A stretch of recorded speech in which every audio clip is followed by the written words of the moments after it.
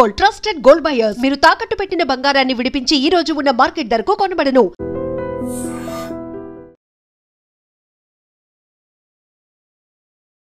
Welcome to I dream. నేను మీ భవ్య. ఇప్పుడు మనతో పాటు ఉన్నారు ఆయుర్వేదిక్ డాక్టర్ బాలకిషన్. నమస్తే సార్, ఎలా ఉన్నారు? నమస్కారం అమ్మా, బాగున్నాను సార్. ఈ మధ్య చాలా మందికి ఎక్కువగా నడుము నొప్పి అనేది బాగా ఒక పెద్ద సమస్య అయిపోయింది. ఏజ్ కూడా సంబంధం లేదు. ఒకప్పుడు కొంచెం పెద్దవాళ్ళకి వచ్చేదని అనుకునే వాళ్ళు, ఈ మధ్య కొంచెం టీనేజర్స్ కి కూడా వస్తుంది, అడల్ట్ ఏజ్ ఉన్న వాళ్ళకి వస్తుంది, 35-45లో కూడా వచ్చేస్తుంది. సో దానికి కారణం ఏంటి మరి? దానికి ఏమన్నా మీరు మంచి చిట్కాలు తగ్గడానికి ఏమైనా చెప్తారా? మీరు చెప్పినట్టు కారణాలను చూస్తున్నట్టయితే చైల్డ్హుడ్లో చిన్న వయసులో చేస్తున్నటువంటి తప్పిదాల వల్ల నడుము నొప్పి వస్తుంది పెద్ద పెరిగాక. At the childhood 5 years 6 years 4 years పిల్లలకి, వాళ్ళు సపోజ్ 4 years 5 years పిల్లలు అంటే 10 kgs 10 kgs 12 kgs వెయిట్ ఉంటారు. 12-15 kgs అట్లా ఆ మధ్యలో ఉంటారు. 4 years 3 years నుంచి వెళ్తున్నారు స్కూల్కి. అంటే దాదాపు 5 to 10 kgs 15 kgs ఉంటారు పిల్లలు.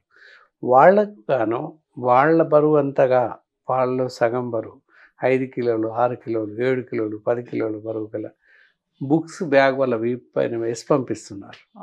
అది వేసి అంతేకాక ఇంకో చేయిలో వాళ్ళ క్యారేజ్, టిఫిన్ క్యారియర్, వర్షం పడుతుందని గొడుగు వగైరా వగైరా.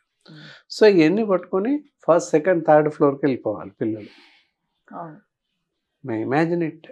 దానివల్ల ఏంటంటే అత్యంత తక్కువ కాలంలో, తక్కువ వయసులో మెడ నొప్పి, వెన్నుపూస నొప్పి వస్తుంది. వెన్నుపూస నొప్పి అందుకే వస్తుంది, వెన్నుపూస వంగిపోతుంది, దానిపైన బరువు పడుతుంది. సో రానున్న కాలంలో భవిష్యత్తులో అందుకే టీనేజ్లో, మధ్య ఏజ్లో నడుము నొప్పి రావడానికి ప్రధాన కారణం చైల్డ్హుడ్లో చేసినటువంటి తప్పిదాలు అని చెప్పాలి. సో ఇప్పటికైనా ఆలోచించి వాటికి సరైనటువంటి జాగ్రత్తలు తీసుకుంటే, ఏ విధంగా జాగ్రత్తలు తీసుకోవచ్చు?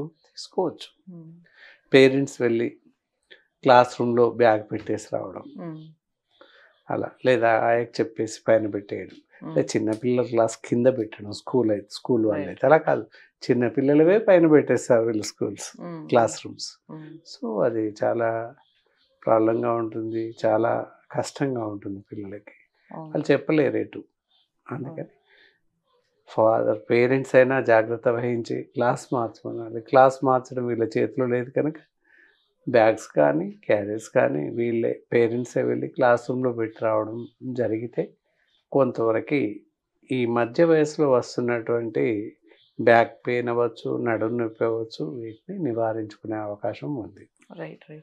సో సార్, ఇక్కడ సమస్య మనకు అర్థమవుతుంది. సో అలానే ఈ రకంగా చూసుకుంటే మా రెగ్యులర్గా వర్కింగ్ స్టైల్ కూడా మారిపోయింది కాబట్టి అడల్ట్ ఏజ్, పెద్ద ఏజ్ వర్క్ చేసి జాబ్ చేసే టైంలో నిరంతరం కంటిన్యూస్గా కూర్చొని not only software, even though ఇంత పూర్వం కూడా చాలా ఆఫీసెస్లో అడ్మినిస్ట్రేషన్ సైడ్లో, మినిస్ట్రియల్ సైడ్లో అంతా కూడా కూర్చొని వర్క్ చేసే వాళ్ళే ఉంటారు. క్లారికల్ జాబ్స్ అంటారు, యూడిసి క్లర్క్స్ వాళ్ళంతా ఇలా నిటారుగా కూర్చొని రాస్తూ ఉండడం. బ్యాంక్ అవ్వచ్చు ఏదైనా. ఈ మధ్యకాలంలో సాఫ్ట్వేర్ వాళ్ళు ఎప్పుడు కూర్చొనే ఉంటారు అంటే లేదు, అందరూ కూర్చొని జాబ్ చేసేవాళ్ళు. 80% ఆఫ్ పీపుల్స్ కూర్చొని జాబ్ చేసే వాళ్ళే ఉంటారు నిరవధికంగా అలాగే కూర్చొని. 20% పీపుల్స్ నిలబడి నడుస్తూ చేయడం, conductors, police job or anything, teachers, వీళ్ళంతా కూడా నిలబడి కొద్దిసేపు కూర్చొని నిలబడి, టీచర్స్ పార్షల్ టైం, పూర్తిగా నిలబడి చేసేవాళ్ళు పోలీస్ శాఖ వాళ్ళు, కండక్టర్స్, డ్రైవర్స్, వీళ్ళు అనమాట. ఇలా డిఫరెంట్ యాంగిల్స్ ఆ విధంగా ఉంటారు. మరి ఆ కూర్చొని చేస్తున్నటువంటి జాబ్స్, ఆఫీస్ వర్క్ చేసేవాళ్ళు, క్లారికల్ జాబ్ చేసేవాళ్ళు, వీళ్ళంతా ఒకే పొజిషన్లో కూర్చొని ఉంటారు కనుక వెన్నెముకపైన కొంతవరకు బరువు పడే అవకాశం ఉంది. సార్, ఇక్కడ చిన్నపిల్లలకి కానీ మనం ఏదైతే సమస్య తప్పు ఉందనుకున్నామో దానికి కొద్దిగా పరిష్కారం అయితే మనకు దొరికింది. కానీ ఈ పనులు చేసుకోవటం అనేది వాళ్ళు ఆపలేరు కాబట్టి మరి దీనికి ఏమన్నా సొల్యూషన్ ఉందా? అక్కడే వస్తున్నాను. ఏంటంటే నిటారుగా ఇప్పుడు నేను కూర్చున్నాను చూడండి, దిస్ ఈస్ ద పొజిషన్. ఇలా నిటారుగా కూర్చోవాలి, అంతేకాని ఇలా జారగిలు పడి కూర్చోకూడదు. ఎస్, దీని గురించి దూరదర్శన్లో ఒక 15 years back everyday 10 minutes programme ఇచ్చేవాళ్ళు. కూర్చుండే పొజిషన్ చూపించేవాళ్ళు. ఇలా కూర్చోకూడదు, ఇలాగే కూర్చోవాలి, దాంతో బ్యాక్ పెయిన్ రాదు అని చెప్పేవాళ్ళు. సో ఈ విధంగా నిటారుగా కూర్చోవాలి. ఇంతే కాకుండా సర్టెన్ సైజ్, డిఫరెంట్ యాంగిల్. ఇప్పుడు ఈ ప్రాంతంలో మన వీపు వెనక ప్రాంతంలో ఏదో ఒక థింగ్ వస్తువు ఉంటుంది.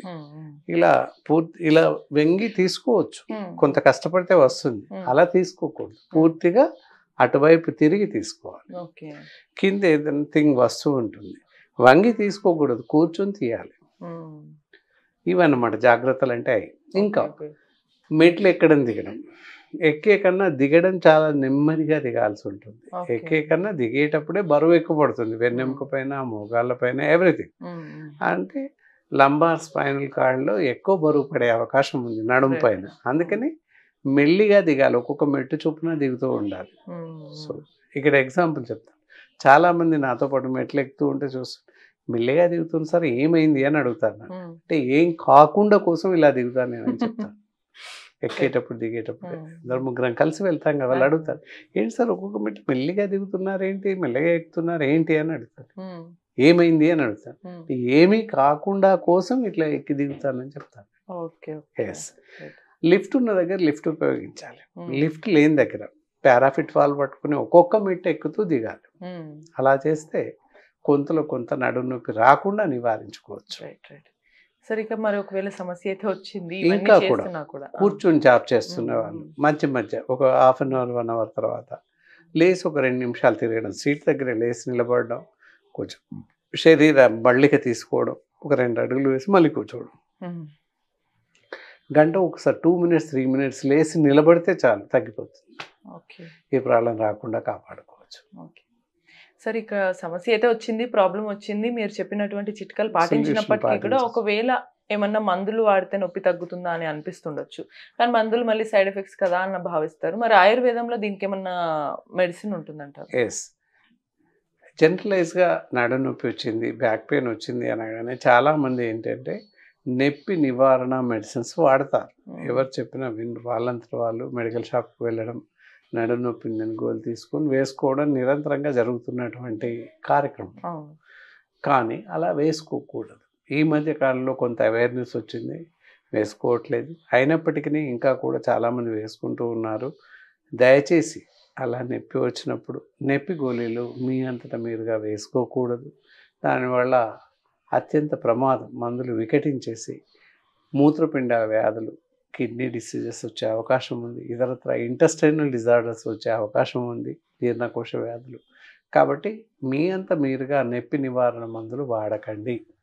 తప్పనిసరిగా డాక్టర్ సలహాను అనుసరించి అందున ఆయుర్వేద డాక్టర్స్ని సంప్రదించినట్లయితే అద్భుతమైనటువంటి ఔషధాలు, మంచి గుణవర్ధమైనటువంటి మందులు కలవు. అంటే అలాంటి మందులు వాడుతూ ఉన్నట్లయితే వెన్నెముక సమస్యలు ఏ ఉన్నప్పటికీ తగ్గిపోతాయి. మనం ఇప్పుడు తరచుగా వింటుంటాం L1, L3, L4 disc compression అయింది, వెన్నెముక బల్జ్ అయిందని చెప్పేసి, నర్వ్ కంప్రెస్ అయిందని చెప్పి, న్యారోయింగ్ ఆఫ్ నర్వ్ అది. అంటే ఎముకలు ఇలా కుదించుకుపోయేటప్పటికి నర్వ్ మెలికపడి రక్త ప్రసరణ తగ్గుతూ ఉంది.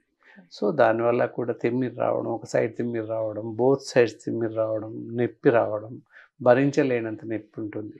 ఇలాంటి ఏమున్నా, ఏ స్టేజ్లో ఉన్నా, ఎంత ఉన్నా, స్పైనల్ కార్డ్కి నొప్పి ఎక్కువ ఉన్న పరిస్థితుల్లో సర్జరీ చేస్తూ ఉంటారు కొన్ని సందర్భాల్లో.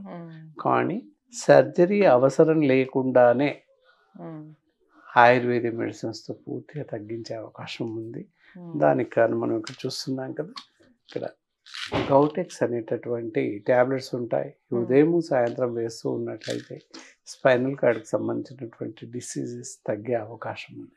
దాంతోపాటుగా ఇంకోటి ఇక్కడ నర్విటోన్ ట్యాబ్లెట్స్ ఉంటాయి. అవి కలిపి వాడుతూ ఉన్నట్లయితే తప్పనిసరిగా మనకున్నటువంటి సమస్యలు, వెన్నుపూస సమస్యలు పూర్తిగా నివారించబడతాయి. సో చూసారు కదా, మనకి వెన్నుముక ఈ మధ్య సమస్య అనేది ఒక చాలా పెద్ద సమస్య అయిపోయింది. ప్రతి ఏజ్ వాళ్ళకి ఒక్కొక్క ఏజ్కి ఎటువంటి జాగ్రత్తలు తీసుకోవాలి చెప్పారు, మెడిసిన్ ఏది వాడచ్చో కూడా చెప్పారు. ఇటువంటి మరిన్ని ఇన్ఫర్మేషన్స్ మీరు తెలుసుకోవాలి అనుకుంటే keep watching iDream. Sir, one life lesson what medicine has taught you. Whatever you can do without expecting. But I really believe మన పాజిటివ్ యాటిట్యూడ్ ఉంటేనే మనం ఏదైనా సాధించగలం. గట్ని మనం కరెక్ట్గా డీల్ చేసినట్లయితే అది మనకి పాజిటివ్ హార్మోన్స్ని రిలీజ్ చేస్తుంది. షుగర్ వచ్చిన వాళ్ళ పరిస్థితి ఏంటి? పొట్ట దగ్గర పెరిగితే దాన్ని ఆండ్రాయిడ్ అంటారు, ఆండ్రాయిడ్ ఫోన్ కదా. అసలు థాట్స్ ఎందుకు వస్తాయి? బ్రెయిన్ డెడ్ అంటే దానికి ప్రపంచం అంతా కూడా కొన్ని నిర్దిష్టమైనటువంటి లక్షణాలు ఉంటాయి. మానసికంగా ధైర్యంగా ఉంటే క్యాన్సర్ జయించవచ్చు. You are a doctor for a cause sir, అంతే. వాళ్ళకి వచ్చిన ఆదాయం కాకుండా ఫ్రీ సర్వీస్ ఎంతమందికో చేస్తుంది.